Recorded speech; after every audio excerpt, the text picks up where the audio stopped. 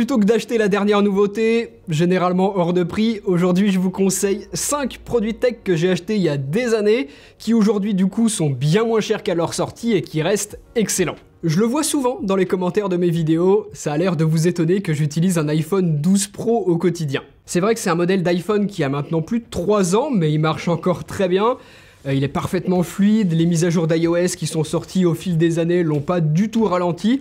Franchement, je vois pas une grosse différence par rapport au moment où il est sorti. La batterie tient encore bien, et le jour où ça m'embêtera vraiment, je la fais changer chez Apple. Ça va, c'est pas trop cher. Ne pas avoir de 120 Hz sur l'écran par rapport aux iPhones plus récents qui, eux, l'ont.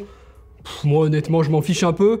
C'est vrai que si je l'avais, j'en serais pas mécontent, mais c'est vraiment pas quelque chose qui me manque. iOS est déjà tellement fluide, notamment l'optimisation des animations, que c'est beaucoup moins flagrant que ce que ça peut être sur les smartphones Android. En photo, je me sens pas limité non plus. Il n'y a pas eu de gros changements depuis. J'ai l'ultra grand angle, le grand angle et le 50 mm qui me permettent de faire à peu près toutes les photos que je veux. Et en vidéo, je préfère même avoir un 50 mm qu'une focale plus longue comme sur les nouveaux iPhones. Donc vraiment, ce que j'ai sur ce 12 Pro, ça me convient très bien. De toute façon, les photos que je fais avec mon téléphone, je les imprime pas pour en faire des posters géants ou je ne sais quoi.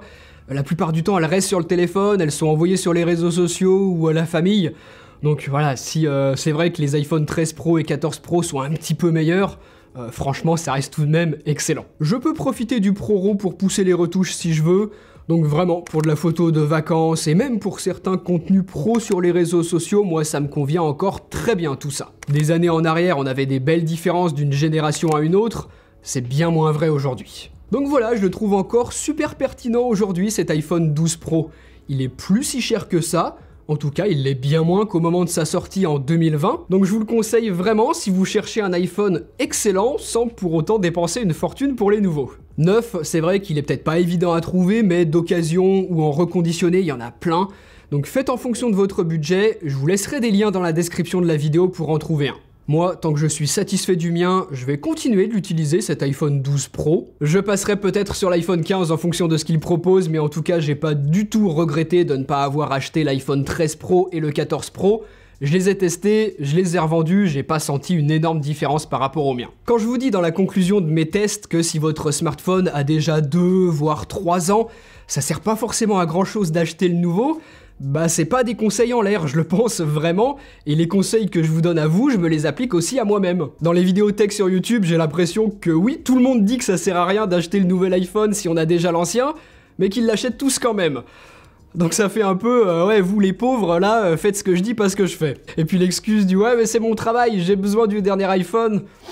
On connaît, hein. Moi j'ai un 12 Pro, j'ai pas l'impression que ça m'empêche moins bien de travailler, et quand j'ai besoin de vous faire un comparatif entre les derniers smartphones et le dernier iPhone, c'est pas compliqué d'en trouver un. Donc vraiment, si je peux éviter de claquer 1000 balles en plus chaque année dans le dernier iPhone, je vais pas me priver. Donc si comme moi, vous préférez utiliser votre argent autrement, je vous le conseille encore vraiment cet iPhone 12 Pro. Il était excellent au moment de sa sortie, en 2-3 ans, il est pas subitement devenu mauvais.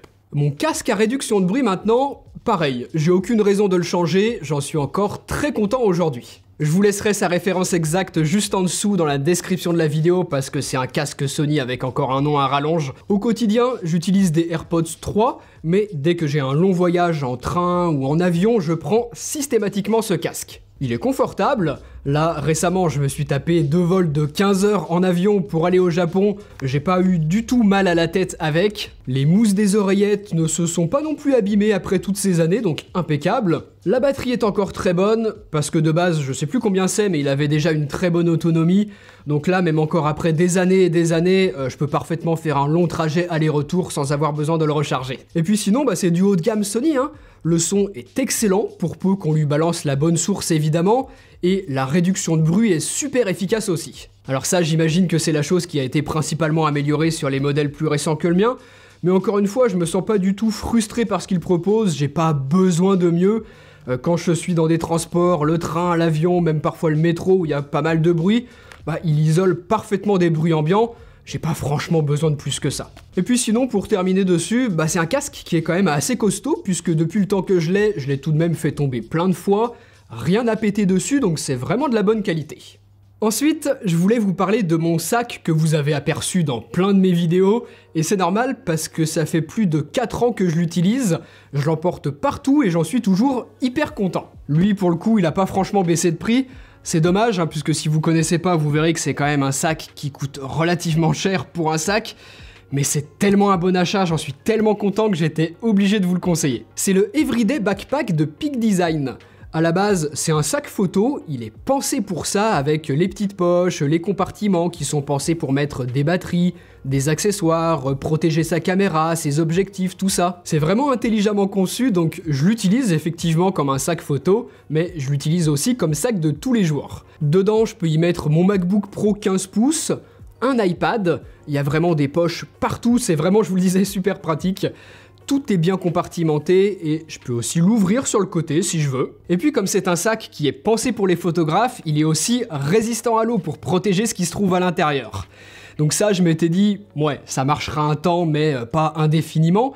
Et en fait, bah si, là, plus de 4 ans après que je l'ai acheté, il est toujours parfaitement imperméable. Je me suis déjà retrouvé à me prendre des trompes d'eau avec le sac sur le dos, avec à l'intérieur l'ordinateur, des habits, la caméra, et tout est resté sec, et ça le reste encore aujourd'hui. Il s'est pas du tout abîmé après toutes ces années, alors que je le porte vraiment tous les jours ou presque. C'est pour ça que je vous le conseille, la qualité de fabrication est excellente, et en plus, il est garanti à vie. Donc un jour, je sais pas, si par exemple je le déchire ou que j'ai une fermeture qui pète, eh bien je contacte le SAV, il m'en renvoie un neuf. Donc c'est pour ça que moi je trouve que ça vaut le coup, même si c'est un achat cher au début, il va me durer tellement d'années ce sac, en étant toujours dans un état impeccable, que bah, je trouve que ça vaut le coup. Il est léger, il est pratique, il est joli, moi vraiment j'adore. Donc je vous laisse un lien en description de la vidéo si vous voulez en acheter un. Moi, le mien, c'est la version 20 litres de capacité. Il existe aussi en 30 litres, mais lui, je trouve que ça fait un peu gros pour moi. Il est moins pratique pour s'en servir comme sac de tous les jours, mais vous faites comme vous le sentez si vous avez besoin de mettre plus de choses à l'intérieur. Ensuite, je vous conseille sincèrement l'enceinte Bluetooth que j'utilise tout le temps, c'est celle-ci. C'est la Ultimate Ears Mega Boom ou Mega Blast, je sais plus. Non, il y a rien d'écrit dessus, évidemment. Je vous mettrai sa référence exacte en description de vidéo, il y a plusieurs modèles. Elle aussi, elle a un paquet d'années, mais comme j'ai jamais vraiment trouvé mieux, bah c'est elle que je continue d'utiliser. Elle est super solide, elle est encore dans un état nickel aujourd'hui. C'est l'enceinte Bluetooth que je vais emporter avec moi, par exemple, en vacances, pour que tout le monde puisse envoyer sa musique dessus en Bluetooth, justement. Quand je fais du sport, je la prends aussi de temps en temps, que ce soit parfois en gymnase, mais la plupart du temps en extérieur, parce qu'elle est suffisamment puissante pour qu'on entende bien la musique, même s'il y a du bruit autour. Si par hasard il se met aussi à pleuvoir, eh ben elle résiste à l'eau, donc c'est très bien, vous pouvez vraiment l'utiliser à côté d'une piscine par exemple l'été. Pareil en soirée par exemple, si quelqu'un renverse son verre dessus sans faire exprès, bah elle sera pas fichue, elle résiste aux éclaboussures. Donc d'ailleurs c'est vraiment une enceinte excellente pour faire des soirées, puisque dessus le son sort à 360 degrés, donc vous pouvez la poser au milieu de la table et tout le monde entendra la musique de la même façon, avec la même puissance. C'est vraiment bien pensé comme système. Voilà, j'ai pas grand chose d'autre à vous dire dessus finalement, ça reste une enceinte Bluetooth et il n'y a rien de révolutionnaire qui est sorti depuis celle-ci. Donc il n'y a pas besoin de chercher beaucoup plus loin, c'est une enceinte qui reste excellente, l'autonomie est toujours très bonne, donc franchement pour le prix que ça coûte, c'est des super produits ça. Il existe aussi un modèle un petit peu plus petit que celui-là, moins puissant évidemment, mais du coup moins cher. Moi, c'était d'ailleurs celle que j'avais offert à mon frère et il en est super content, il l'emmène partout avec lui. Donc vraiment ces petites enceintes Bluetooth, c'est des super idées qui peuvent aussi être des bonnes idées cadeaux. Je vous laisse tous les liens encore une fois juste en dessous dans la description de la vidéo. Et pour finir, je voulais vous parler de ma télé. J'en ai pas changé, c'est toujours celle que je vous ai présentée il y a 3 ans et je la trouve toujours excellente aujourd'hui. C'est pas pour rien, c'était potentiellement la meilleure télé quand elle est sortie, donc maintenant qu'on la trouve bien moins chère, elle est super intéressante je trouve. Depuis qu'elle est sortie, bien évidemment que les technologies embarquées sur les télés ont un petit peu évolué, mais franchement, pas tant que ça. Dessus, il y a absolument tout ce dont on peut avoir besoin aujourd'hui.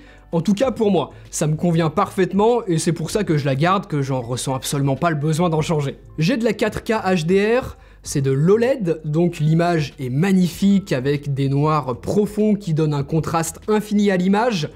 Bien calibré, les couleurs sont excellentes, les angles de vision sont bons, la dalle ne prend pas trop les reflets, moi qui l'utilise pas loin de fenêtre, ça m'a jamais embêté vu que la luminosité de cette télé monte également assez haut. Alors oui, c'est pas une télé 8K, mais franchement, sur une dalle de cette taille-là, je trouve que c'est vraiment pas nécessaire, et même si la 8K d'ici des années devient un standard, je pense que c'est quand même intéressant de s'en équiper aujourd'hui, même si elle ne propose pas de la 8K.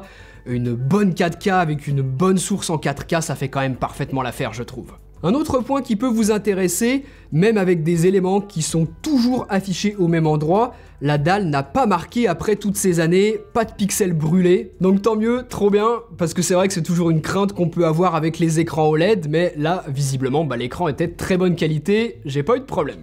Cette télé, elle est aussi ultra fine, donc par exemple pour la fixer au mur si on veut, c'est pratique.